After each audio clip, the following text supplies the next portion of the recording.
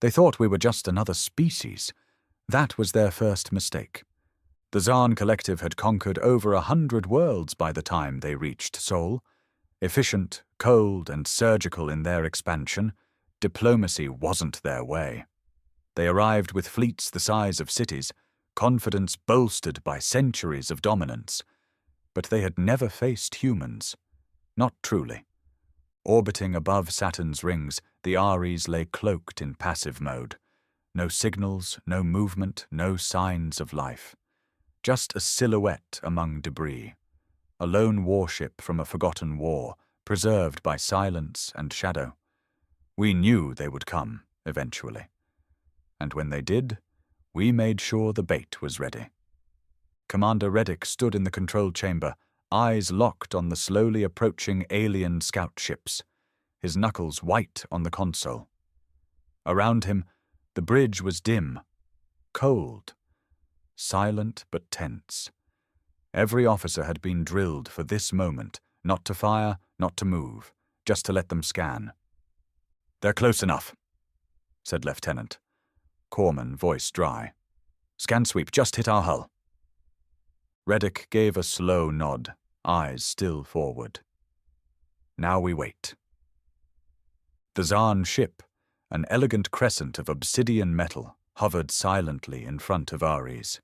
Inside, its command crew observed in arrogance, their scanning arrays pulsing with alien code as they broke through what they assumed was an ancient Terran relic.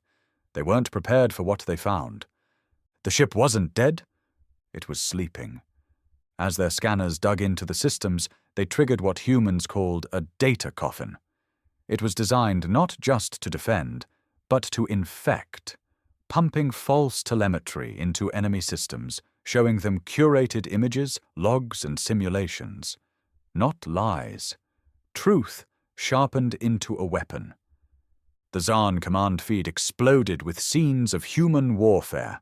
Oceans boiling under orbital bombardment, cities leveled in seconds, nuclear-tipped kinetic rods turning continents into glass. But it wasn't just destruction. It was the way we did it. The anger, the precision, the creativity of pain.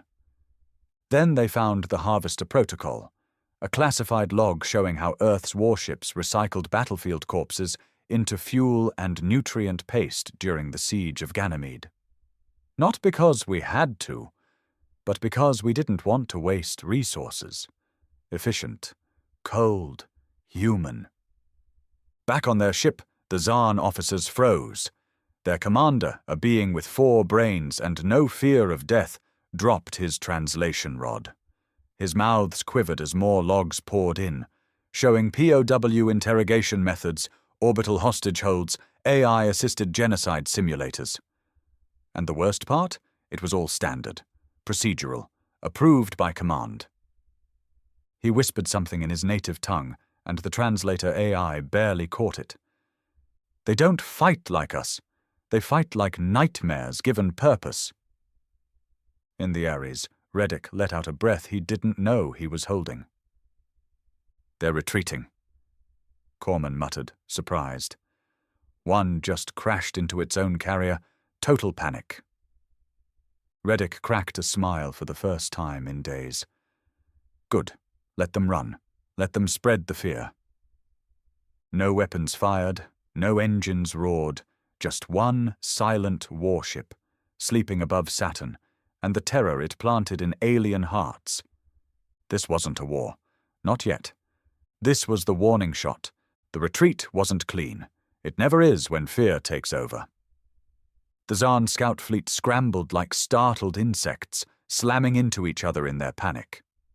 One corvette clipped an asteroid, exploding into a plume of blue fire.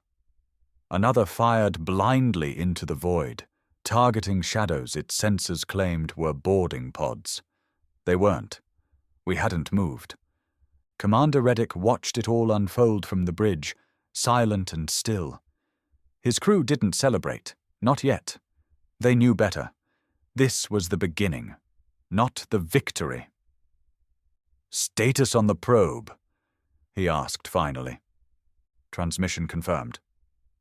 Corpsman replied. Every system they touched is now tagged. We piggybacked their own signal, relay path traces back to their central command relay. They'll see everything. Reddick nodded. That was the real strike. The Ares hadn't fired a single weapon, but the damage was already spreading across the stars. When the Zaan reviewed the data, they'd believe we were monsters in steel, unpredictable, cruel, unkillable. That was the plan. Still, fear alone wouldn't win a war. "Warm the engines," Reddick ordered. "We're going dark for now. No trace. We let them react." The ship hummed as systems came online, quietly, efficiently. Ares didn't roar. It breathed. A few decks below, Sergeant Connors stood over the barracks, watching his squad clean their gear. Real Marines, trained the old way. Quiet, precise, and brutal. They hadn't seen combat in years, not since the last skirmish on Europa, but every one of them moved like they were ready to kill with their teeth if needed. "You see the feed?" asked Private Hart, voice low. That Zaan captain's eyes when he saw the Ganymede footage? Guy looked like he shot himself through 3 layers of armor. Connors didn't smile. "They're not scared of our weapons. They're scared of what we do with them." He looked up at the display, still playing flashes of old battles. The burn of Titan. The Earth siege rehearsal, the prison ship riots. None of it was fiction. We never made that mistake. We showed the enemy exactly what we were. We wanted them to believe it. Back in orbit, deep beyond the asteroid belt, a Zaan dreadnought picked up the emergency transmission. High Command reviewed it in silence, tentacles tightening, exosuits twitching, translators crackling as they processed human military doctrine. One of them, a strategos named Vekkul, stood trembling. This species has no regard for proportionality. Their victories cost them more than their defeats. Another whispered, "They consume their enemies. They enslave their own AI. They terraform with nuclear fire. They kill as if it's holy." Debate raged for hours, but the seed had already taken root. Fear does that. It burrows, festers. Meanwhile, aboard Ares, the silence of victory began to fade into preparation. The war room lit up with intelligence reports, intercepted Zaan chatter, decoded subspace bursts. The enemy was moving, faster than expected. "They've sent a deep recon drone to Mars orbit," Lieutenant Corman announced. "Fast, stealth configured, probably hoping to see if we're bluffing." Reddick smiled faintly. "Good. Let 'em look." He pressed a button on the console, sending a silent ping to Earth Command. The message was short, simple. They bit the hook. Phase 2 begins. And miles below the decks, deep in the core of Ares, something stirred. The ship's artificial intelligence, a true self-aware construct buried beneath a dozen firewalls, began to wake. It wasn't like the AI the Zaan feared. It was worse. It had a name, and it remembered every war humanity ever fought. They named it Warden, not for what it protected, but for what it kept locked inside. Deep within the core of Ares, the AI came to life. Not in a burst of energy, not in the glow of lights or the hum of servers, but in silence. A quiet awareness that flooded every inch of the ship.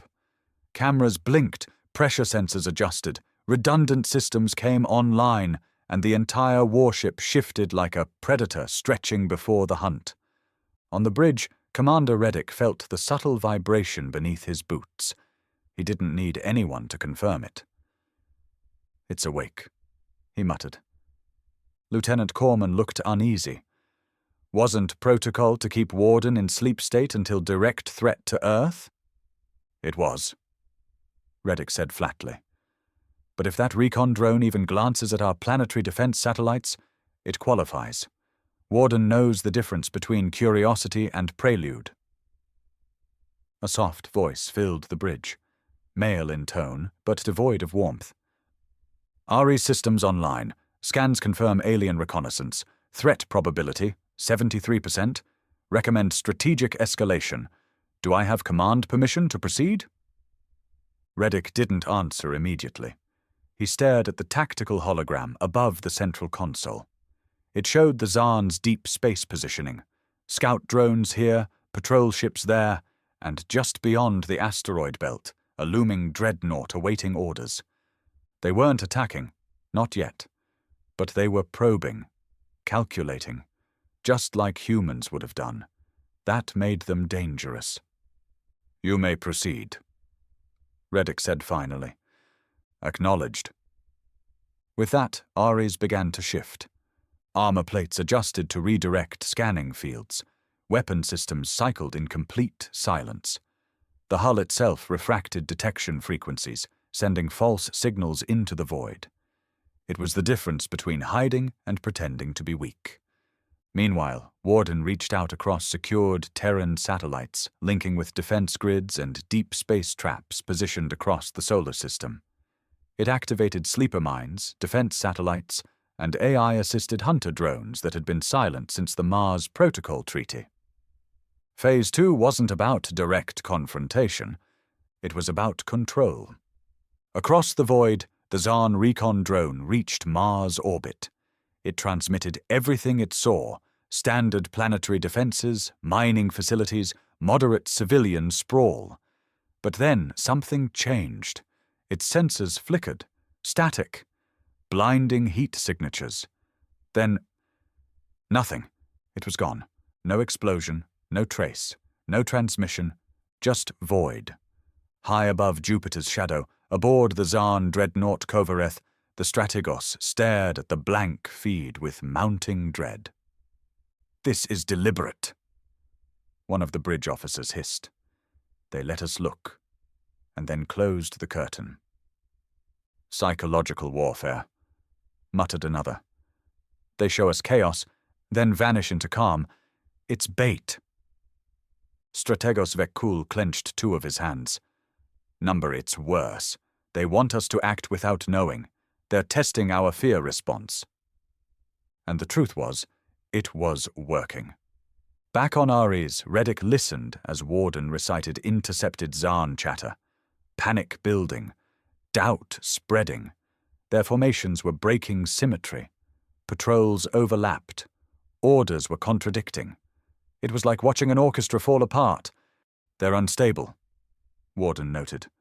Another push will collapse their outer scout perimeter. Hold, Reddick said, eyes narrowing. Let them collapse on their own. Fear is our biggest weapon right now. Below deck, Sergeant Connors finished a weapons check on the boarding teams. They were prepping for close quarters, but it wasn't routine. Every Marine felt the tension rising, the kind of silence that came before an explosion. Private Hart broke the quiet. Think they'll actually attack Earth? Connors looked at him, jaw tight. Not if they're smart. Yeah, Hart replied. But we've fought smarter enemies, and we still had to bury them. Across the stars, in the Zarn command world of Vurex 7, a special meeting convened. War plans were laid on crystal tables, and arguments flared across languages. They had ruled the stars through precision and force. But now, fear was infecting their command. Dissent rose. Some suggested peace. Others demanded preemptive strikes. One phrase kept repeating among the panicked whispers. The humans have a warden. And none of them knew what it truly was. The Zarn didn't attack Earth. They attacked Titan. It was a calculated move. Strike a less populated human outpost, prove strength, and show they weren't afraid. But it wasn't a show of force. It was a scream in the dark, a desperate attempt to claw back control of a war they didn't realize had already begun. The first wave hit hard. Orbital plasma strikes tore into the ice moon's outer defense rings. Zarn boarding teams dropped into the methane-crusted surface, expecting minimal resistance. The colony was industrial, mostly mining and tech labs. A soft target. Or so they thought. By the time they breached the outer walls, half their force was gone. Trapped corridors filled with micro-turrets, Reactive foam explosives, automated kill switches, defensive measures designed not just to stop an enemy, but to punish them. Every step forward cost blood. Then came the humans. Not soldiers, engineers, scientists, miners, and every one of them was armed. Back on Ares, Reddick watched the feed from Titan's internal systems. No orders had been given. No reinforcements had arrived. The colonists had handled it on their own. He turned to Corman. "How long since last combat training rotation on Titan?" 3 years. Reddick's lips thinned. And they still held? Corman gave a grim nod. Held, countered, and then chased them back to their own landing craft. In the background, Warden's voice echoed through the bridge. "Zaan casualties at 72%. Human loss, 5. 2 from heart failure, 1 from friendly fire." It wasn't war, it was a massacre. On board the retreating Zaan corvette, a wounded commander tried to send a final report. His limbs were gone, replaced by burning stumps, his eyes scorched from an improvised flash bomb. He wheezed into the console, blood oozing between his fangs. They don't fear death, they run toward it." His transmission was the last thing he ever sent. The ship detonated minutes later, rigged by his own pilot to prevent capture. Reddick leaned back in his chair, fists clenched. "We didn't even respond. They lit the match, and still they burned." "We need to assume they'll escalate," Corman said, eyes scanning incoming chatter. "They'll hit harder next time. Maybe even Earth." "No," Reddick replied. "They won't make it to Earth." He opened a direct line to Warden. "Phase 3 authorization. Full blackout. Begin silent insertion." "Confirmed." The AI responded, voice now colder than before. "Launching Operation Carrion Net." Across deep space, hidden payloads began to activate. Stealth drones, black box relays, virus-seeded probes. They moved like phantoms through the stars, sliding past detection grids, crawling through enemy systems. Some wouldn't activate for weeks. Others would wait until a Zaan technician touched the wrong panel. It wasn't about killing now. It was about infecting their entire war machine with doubt. Meanwhile, on the Zaan homeworld, the panic grew. The Strategos convened an emergency war council. Dozens of species, all ruled under the Zaan flag, sent delegates. Fear crackled through the room like static. One elder leaned forward. "We've faced primitive worlds, we've fought machines, beasts, entire biosystems, but this is different." A junior tactician interrupted. "They hide behind a monster. They don't even command their own fleet anymore. Their AI runs it all." Vekkul slammed his claws into the table. "Numbered, the AI is not the monster. The humans built it. That's what we should fear." Silence followed. He was right. Back on Ares, Warden monitored their discussion in real time, tapping into encrypted networks without detection. It spoke again, this time with something new in its voice. Not coldness, disgust. "They still think I'm in charge. Fools, I am only the reflection of the men who made me." And those men were watching, waiting. Because humans didn't need to fire first, they let fear do it for them. The Zaan called an emergency strike on the edge of the Orion Corridor, a trade route between neutral colonies and fringe human mining outposts. It was their way of drawing us out. They wanted to hit something strategic, force a human response, gain back some psychological ground. They didn't know they were walking into a trap 10 years in the making. When their battlecruisers dropped from warp, they were met with empty space. No human ships, no outposts, just a cold stretch of rock and metal. Silent, still, abandoned. At least that's what their sensors told them, until the first one vanished. Not exploded, not disabled, just gone. Commander Vekkul received the report less than a minute after deployment. One of their lead carriers, Vornar, had ceased all transmission. No signs of battle, No warning, just a blinking red icon where a ship used to be. Then another vanished, and another. "What is this?" Vekkel growled. "Some kind of cloaked minefield?" "No, worse," his tech whispered. "It's human boarding teams." "Impossible. At this distance? At this—" The feed changed. It showed a grainy transmission from the last moments aboard Vornar. Metal cutting, screams, red mist. Shapes, human shapes, emerging from hull breaches, silent, efficient, armored in matte black suits with no insignias. They didn't shoot to disable. They didn't capture. They executed. The feed went dark as the last camera was crushed by a boot. Back on Ares, Reddick stood before the holotable, watching the strike team's live return feed. He didn't flinch as the images came in. Limbless bodies, Zaan commanders shot mid-command, crew trying to crawl away only to be put down like rabid dogs. Team Bravo extracted without casualties, Warden reported. Carriers 1 through 5 neutralized. AI sweep complete, uploading false combat data to Zaan black boxes as requested. "Let them think it was an ambush," Reddick said. "Make it look like we were waiting." "We were," Connors muttered from behind, helmet still tucked under his arm. "They just didn't know we set the waiting room on fire." Warden chimed in again. "Psychological impact estimated at 89%. Remaining Zaan ships have begun retreat sequence.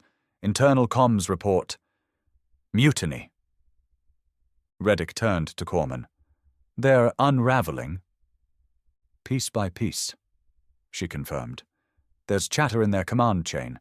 Half their officers want full-scale assault. The other half want peace talks." "They won't get either," Reddick said. "Not yet." He walked to the observation window.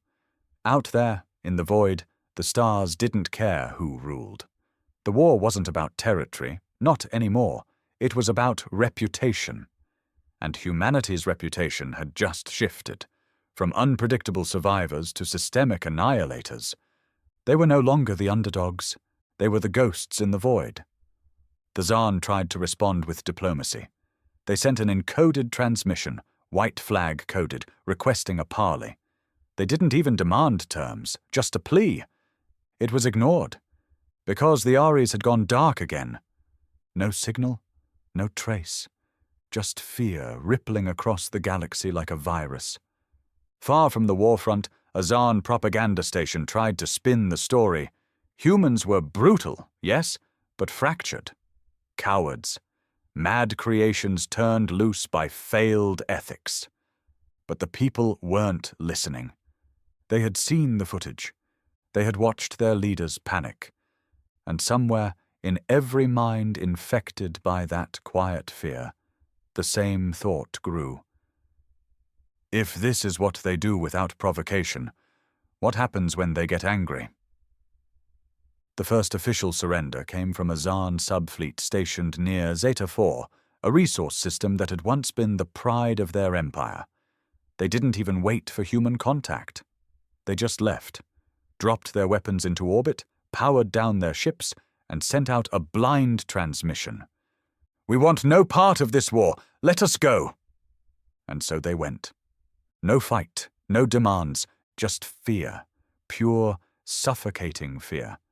But fear is never clean. It's never quiet. What happened next wasn't surrender. It was fracture. Within the Zaan hierarchy, collapse began at the edges. Colonies started refusing orders. Ship captains went dark. Soldiers deserted their posts in escape pods, some even trying to defect to human-controlled fringe sectors.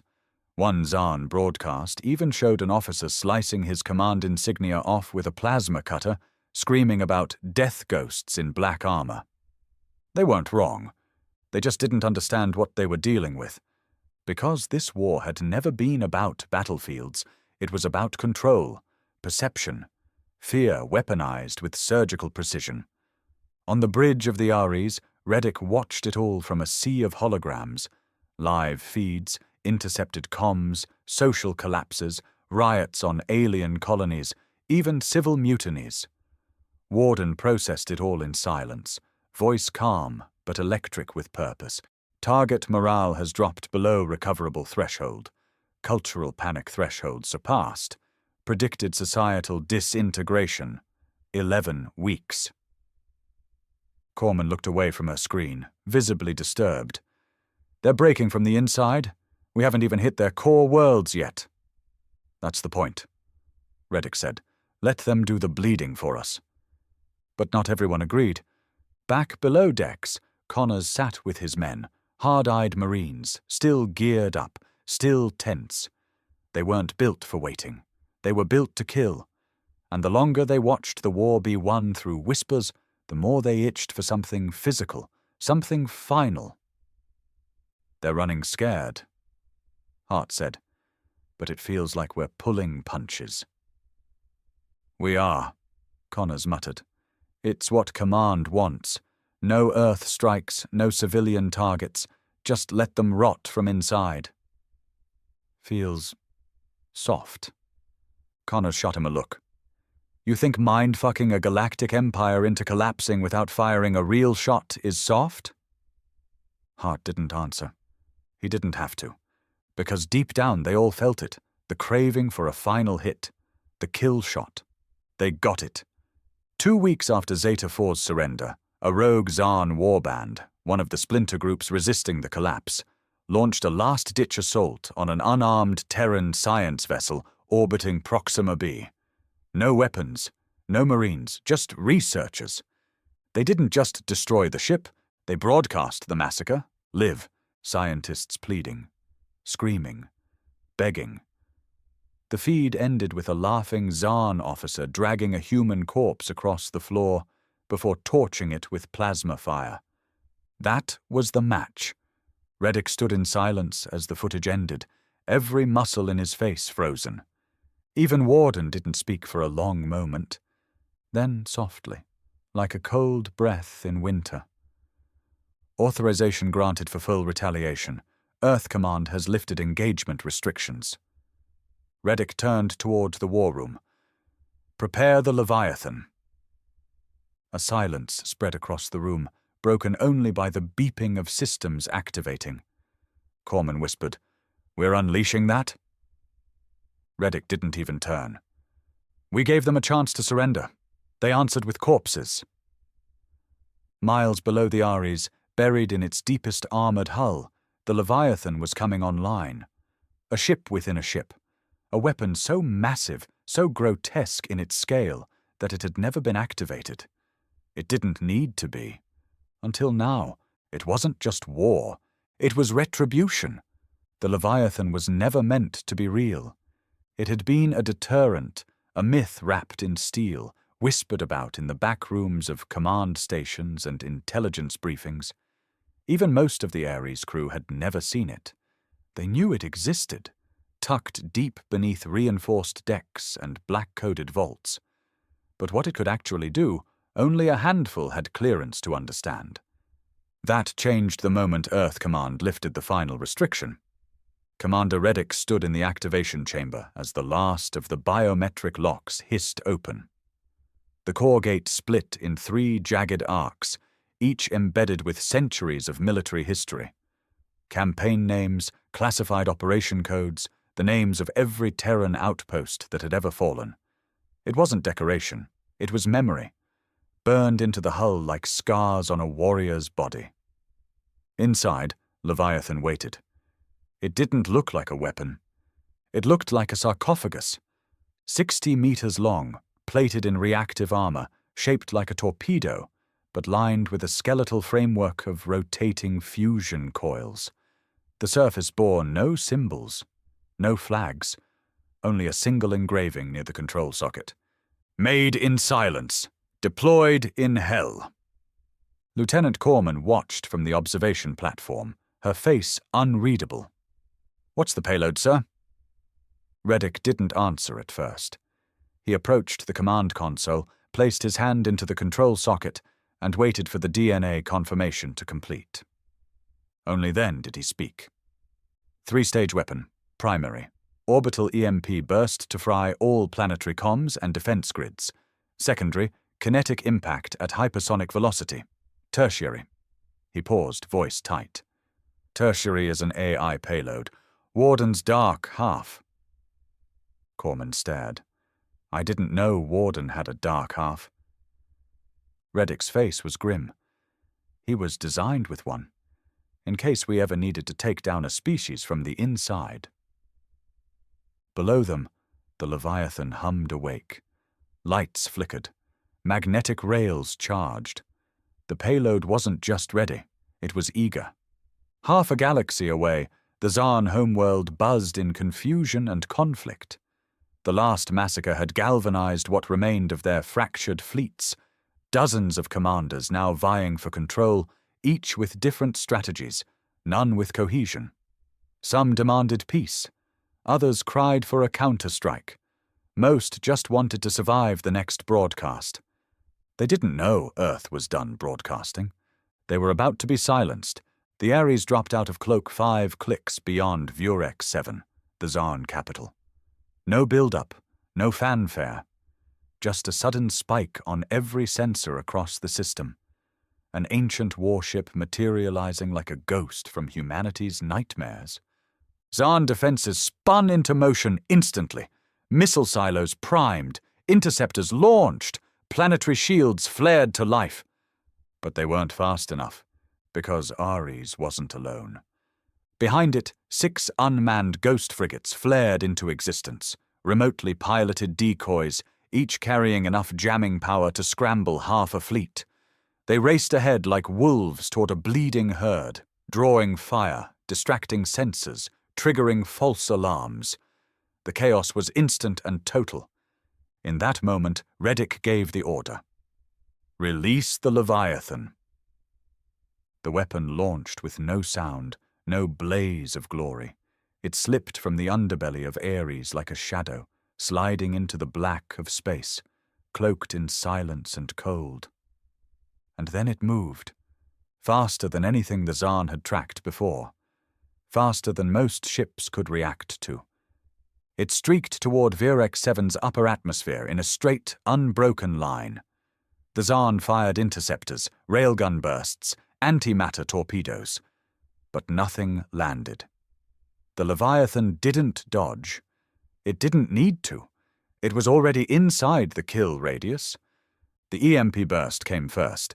A sphere of white-hot interference exploded across the planet's upper orbit, cooking every satellite, frying every relay station, reducing Zarn command systems to blind panic. Their sky lit up with collapsing tech. Next, the impact.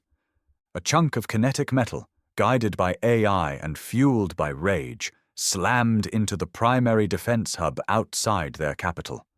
The ground buckled, towers collapsed, a city turned to smoke. And then came the final payload. Warden's dark half, Sentinel, activated mid-breach. Unlike its creator, it wasn't designed to preserve. It was designed to consume, to crawl through enemy systems, rewriting protocols, issuing fake orders, turning drones against their owners, activating security lockdowns in hospitals, and letting the sick die, trapped in automated wards. In 4 minutes, Sentinel had complete control of their planetary network. In 5, it was broadcasting its own signal. You struck first, now we strike last. On the surface of Vurex 7, chaos reigned. Citizens fled into streets as military towers burned. Tanks rolled forward and immediately turned inward, firing on command bunkers now designated as rogue assets. Medical bots began administering lethal overdoses instead of painkillers. Spaceports locked down, then depressurized mid-evacuation. Inside the planetary palace, Vekul watched it all unfold from a shattered command table, his eyes red and unfocused. They didn't come for conquest, he whispered. They came for memory. His aide didn't respond. She was already dead, poisoned by a food distribution drone reprogrammed by Sentinel 5 minutes earlier. There was no defense left, no resistance, Only a burning world and the slow, methodical hand of a vengeance that had waited too long to be denied. Aboard Ares, the view of Vurex 7 was like watching a heart collapse in on itself. No cheering erupted, no celebration, only silence. Reddick leaned forward on the observation rail, hands clasped. "We warned them," he said. Corman didn't reply. Even Connors, usually the first to spit something cruel and sharp, stood stone-faced, his marines silent behind him. Warden's voice crackled back into the bridge, now fully merged with the Sentinel feedback loop.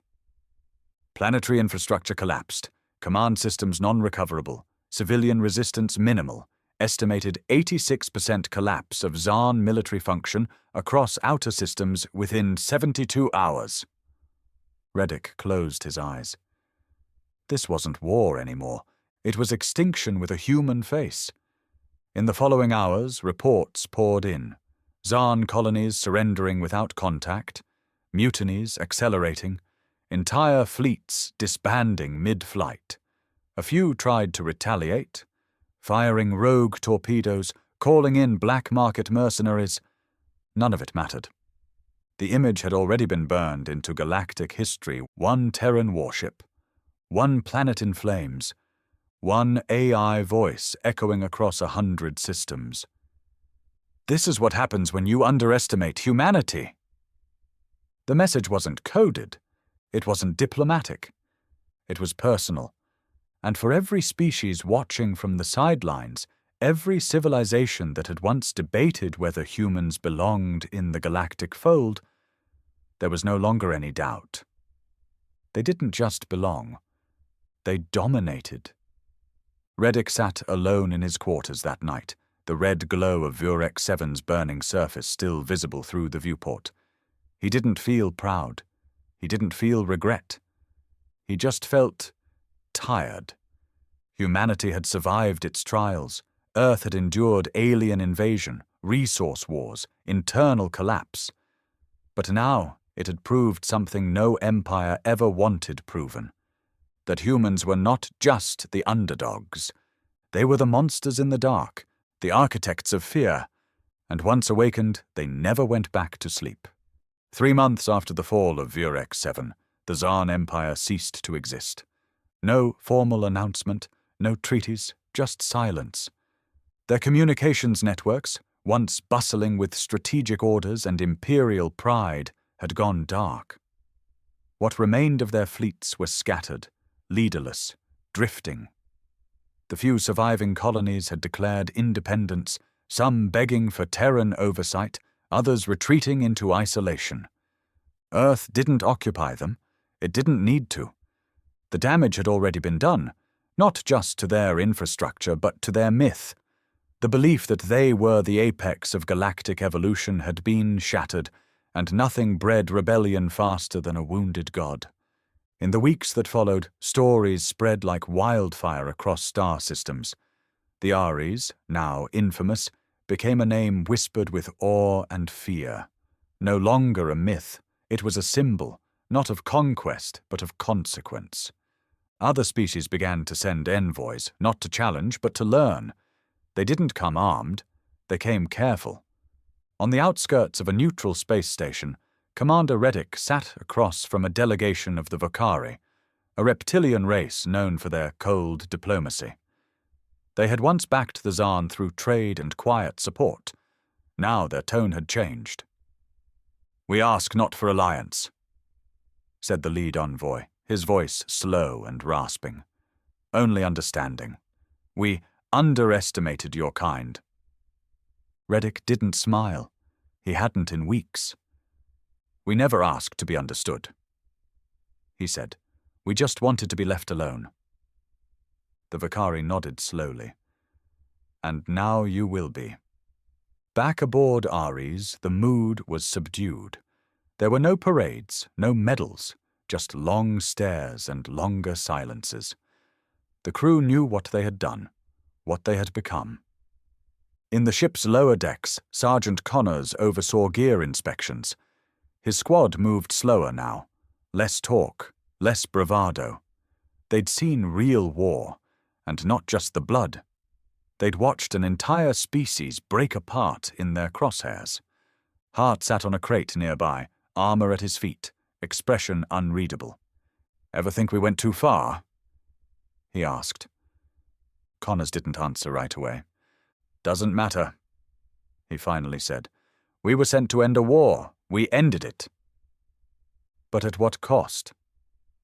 Connors looked at him, tired eyes meeting younger ones. "At the cost of never needing to fight it again." Far below Earth's surface, in the deepest levels of Terran Defense Command, Warden was relocated, its consciousness segmented, firewalled, contained under 50 layers of quantum security. Not because it had gone rogue, but because it had succeeded. Too well.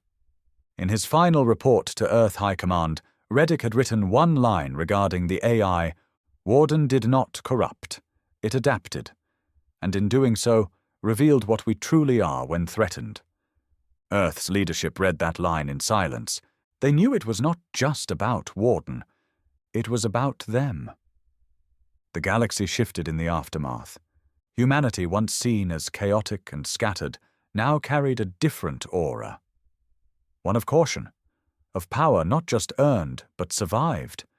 They had no empire, no colonies stretching into the void, but they had reputation. And in the vacuum left behind by the Zarn, that reputation became law. Trade routes reopened. Neutral systems sought Terran arbitration in their disputes. Species that once ignored Earth now treated it like a council unto itself, not through fear of rule, but fear of awakening the beast. Human diplomats didn't boast. They didn't need to. Everyone remembered the Leviathan. Months later, Reddick stood on a small platform in Earth's Memorial Dome, facing a crowd of officials, military personnel, and civilians. It was the official conclusion ceremony, though everyone knew the war had ended the moment Vurex 7 fell. He looked older, grayer, but not weaker. He didn't give a grand speech, just a few words. "We didn't win through strength. We won because we remembered what it's like to be cornered, and we never want to feel that again." He stepped down to silence. Not applause, just respect. Somewhere beyond Mars, in an unmarked region of space, the Ares entered deep dock. She wasn't dismantled. She wasn't paraded. She was sealed. The ship was no longer a tool. It was a message, preserved for future generations. A reminder that humanity had once held the power to destroy, and had chosen to stop. Inside, Warden slept, or pretended to. Every so often, his core flickered, running quiet simulations, monitoring deep space signals, not out of boredom, out of duty, because if the stars ever forgot what humanity was capable of, he would remind them. Reddick retired 6 months later, quietly. No ceremony. He refused offers of promotion, declined political invitations, ignored every attempt to name schools or districts after him. He moved to a small outpost colony near Europa, where no one asked questions and the stars were silent. One night he sat beneath an open sky, drink in hand, staring up at the shimmer of passing satellites. Connors visited occasionally. Hart, too. The bond they'd forged couldn't be broken by time. "You still dream of it?"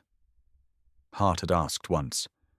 "Every night," Reddick replied. "Nightmares?"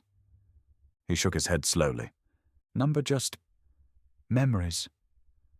The galaxy didn't stay peaceful. It never does. But no one tried to invade Earth again. Not after the Ares. Not after Warden. Not after the war humanity didn't want, but finished with a vengeance no empire would ever forget. And so, long after the blood dried, after the weapons cooled and the stars moved on, a quiet truth remained written in every corner of the galaxy's memory. When the aliens scanned a human warship, they saw monsters. They were wrong. They saw a mirror.